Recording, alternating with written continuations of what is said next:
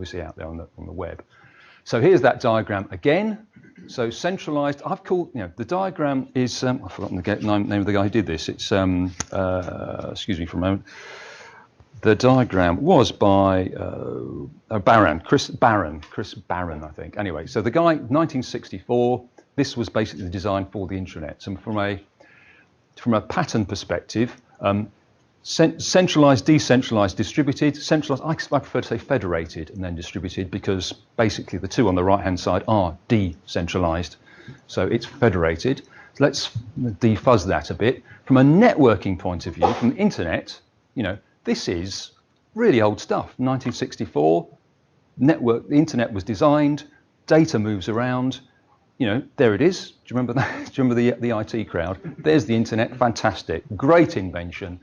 It's a distributed thing. It's everywhere. It's pervasive. It's not in a box in a room in an IT crowd office. So, but that's great from a networking perspective. But as far as software is concerned, it gets a little bit more difficult there. For centralized applications, it's great to be able to deploy things and build things quickly. Centralized, you're in control. You can get it. You can grow that really quickly. You can get it out there. You can maintain it more easily. If it's federated, well, you've got lots of those things to deal with and make sure they're all in step. And you've got to worry about what is being moved up and down those links. In particular, how common resources are brokered and shared across there and how that communication works. You have to start to worry about that in that network of nodes much more than you do in this one. So in a distributed network, well, it's just really hard. It really is hard to do that. The design from the outset needs to deal with all of those situations. Each of those nodes needs to know how it's going to deal with the next release, the next version. Tough to do, and there have been successful implementations of that. So, but from a point of view of this, why would you do it then? If there are all those problems, well, you do it because of these three things: stability, scalability, and innovation. That's why being on the right-hand side is actually good, not because it's a nice thing to do from a software perspective. That's the worst reason. The nice reason to do it is because you think you're going to do something which is going to have to scale massively and be stable. If something is knocked out in the middle, everybody is in an unhappy state. So it's difficult to protect stuff, increasingly difficult to protect centralized infrastructures this way. It's a major security concern, and it's a major scaling concern. We've heard a lot about massively scaling infrastructure, about infrastructure as code.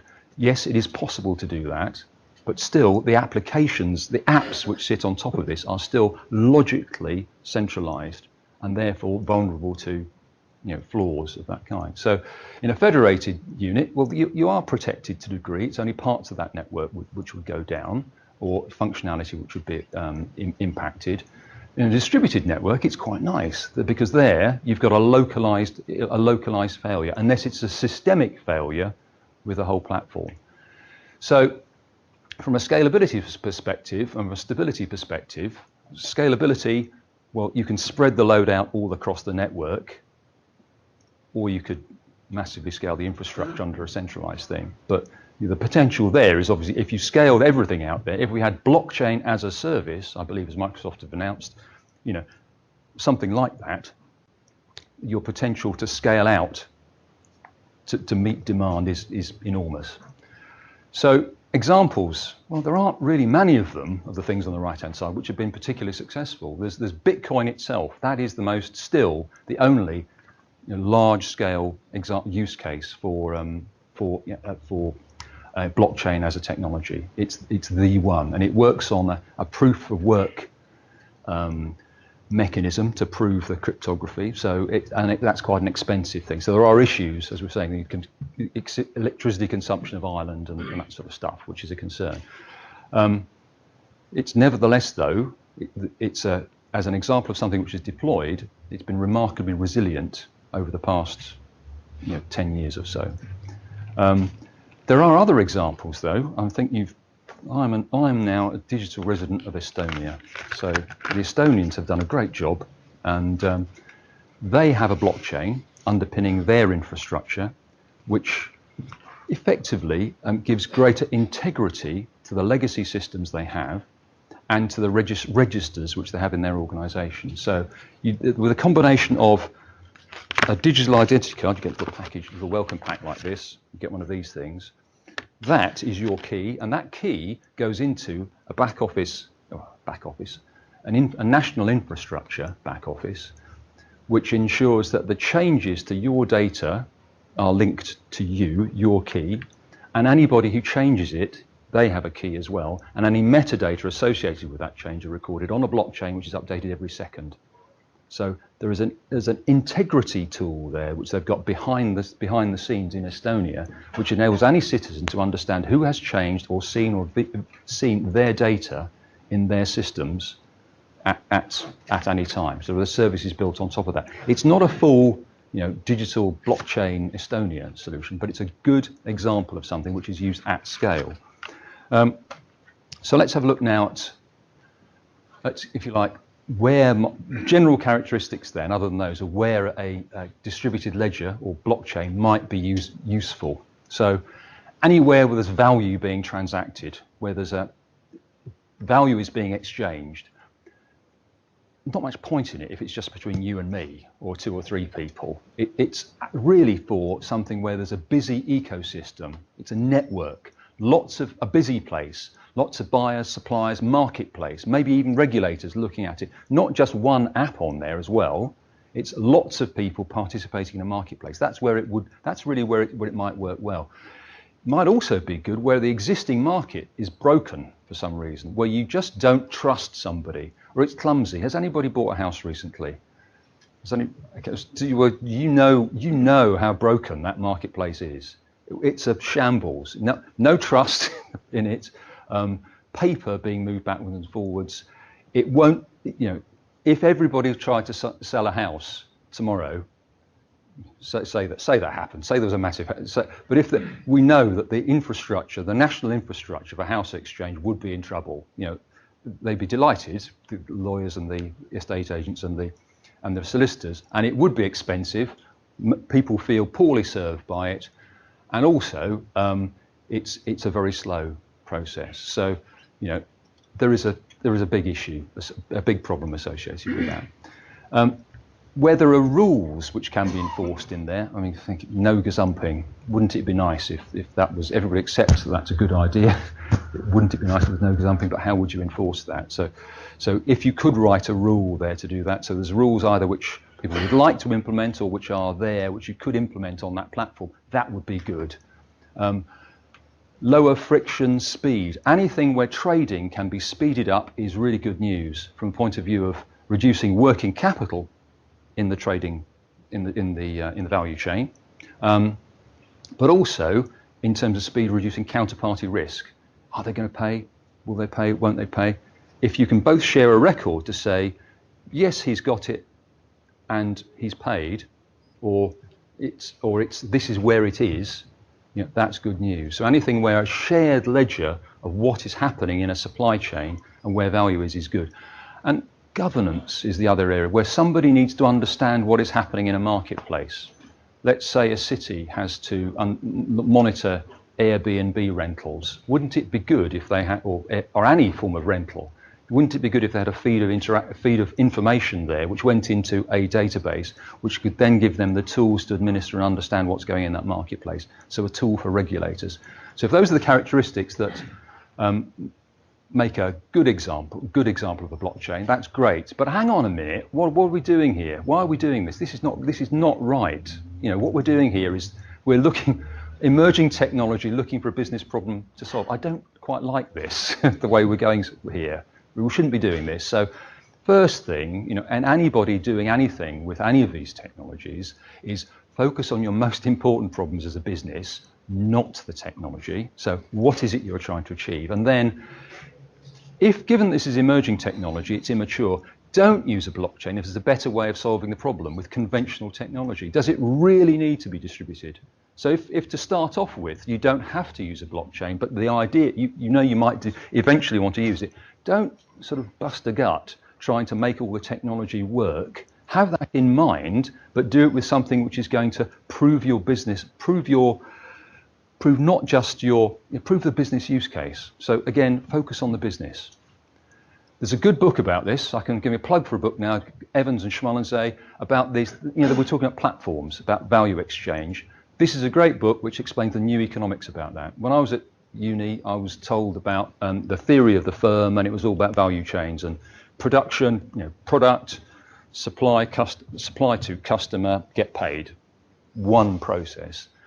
This is about a new world so this book's about the world of Airbnb, about eBay, about Amazon, about those marketplaces. And it's a study of an economic study of how those platforms emerged, how they worked. So look out for some of the thinking in there, because that's the sort of business thinking that we have to do in these complex use cases.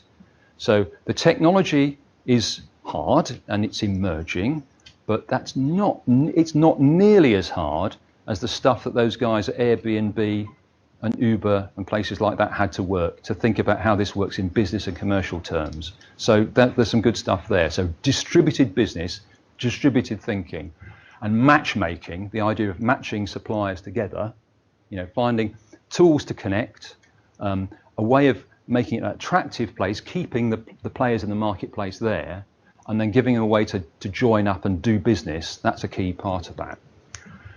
At last, sorry, I said use cases on the box, so now let's go through the use cases. So these are proof of concept, there's some proof of concept work on blockchain that we've done. I'll whiz through, a lot of these are with our financial services global business unit. A guy called Bart Kant has been working on these. I've been participating with him on a number of these. But I'm going to zoom in on 3 of these: business identity, loyalty, and social loyalty, in a bit more detail in a second. Private securities, that's really about issuing share capital in the private market. It's not about it's not like the stock exchange, although you could say these are the first steps in moving to a digital stock exchange with a blockchain ledger, distributed ledger underneath it. This is where a capital market firm wants to issue share capital to investors and needs to issue private securities, typically done on paper by a trusted firm who charge an awful lot of money for the process. It's a non-trivial issue getting into that market to do this sort of thing, as you can imagine, because those people don't readily want to give up lots of the money they earn for the services to people who are going to enter into this marketplace. So, but there are some who are interested in this, can see what is coming, and are starting to experiment with it. So we've got a proof of concept there for issuing of private securities. I think it's using Symbiont as a platform technology for that. Syndicated loans, same sort of, it's about financing of corporates again, but in this case, it's where there's a loan which is just too big for any one lender to deal with. So you do a thing called a syndicated loan. The idea is you try to find partners who are going to take that loan on with you. So when you do that, you need to form a lending syndicate. You've got to write a big fat paper document, a prospectus of this risk, this loan. Same sort of thing happens in insurance, by the way, very similar model. And usually it takes 2 or 3 weeks for the paperwork to circulate around the lenders, all the lenders to agree, and then there's a shared loan ledger which is then signed up to, and then it's issued. So that's great. But that's taken 2 or 3 weeks. Could be reduced to, if everybody's working digitally, minutes. So that's the idea behind this. Get loans and potentially insurance contracts going much, much faster. Ripple integration. This is about bank-to-bank connections. So Capgemini has an offer called Connected Bank, there's a banking software called Temenos. And the simple idea here is to connect one Temenos instance with another Temenos instance using Ripple and a third party called Bluezell, who have nodes on the Ripple network. And what the Ripple network does, it's a token-based blockchain which tokenizes the exchange of foreign currency.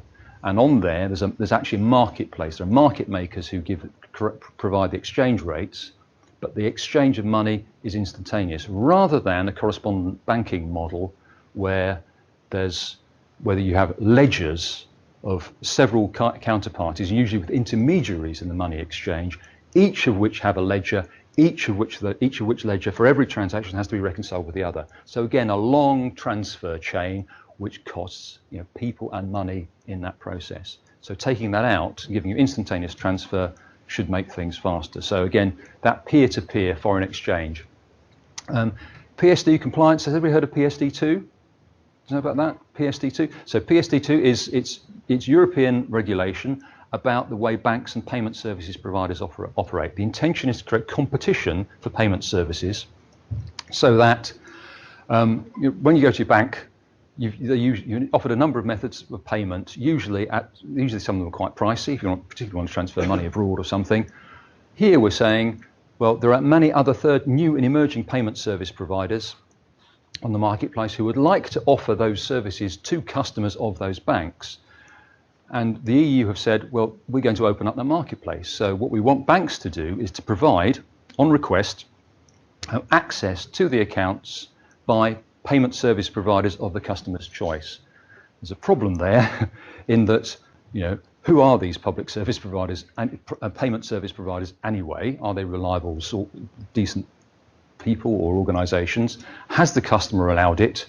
And which bank account, and is the customer authorised to access that bank account? So there's a sort of three-way handshake needed there, and every financial services institution is going to have to do something like that in the marketplace. So could we create a platform to do that? And so that's what that's about. It's about a way of authorising access to accounts across that marketplace. So we've got a proof of concept which shows that using, I think that's Ethereum and smart contracts. Business identity, we'll come on to that one in a second. Fiat relay, so users of Dapps, digital applications. Distributed applications. So distributed apps. People who are using blockchain type applications, maybe experiments or pilots or whatever, they end up having small amounts of cryptocurrency, which is very annoying, basically. I don't know how many of you I should have asked, how many of the audience have actually used the cryptocurrency? 1, 2, yeah, you see there's a few more than there were last year. If only it's Capgemini SRT coins. So we have our own digital currency, but there are, for those who are doing that, it can be quite painful playing about with those wallets and those tools. So actually exchanging money, cashing out into fiscal money, dollars, pounds, euros, or whatever, can be a bit of a pain. So there's an app here which is open source. Bart Kant produced this, and it's published open source stuff. So it helps banks to connect to those common networks, and works with cryptocurrency exchanges to get the best rate. Enables you to get your Bitcoins or your Litecoins or whatever coinage that you've got back. So let's now just quickly, the three which I'm about to go into in a little bit more detail now. Business identity. So this is how a business identifies itself, and this is particularly in the UK economy at the moment. Loyalty, those annoying loyalty cards that you have in your wallets, and a thing called social loyalty, which I'll explain after we've talked about loyalty itself.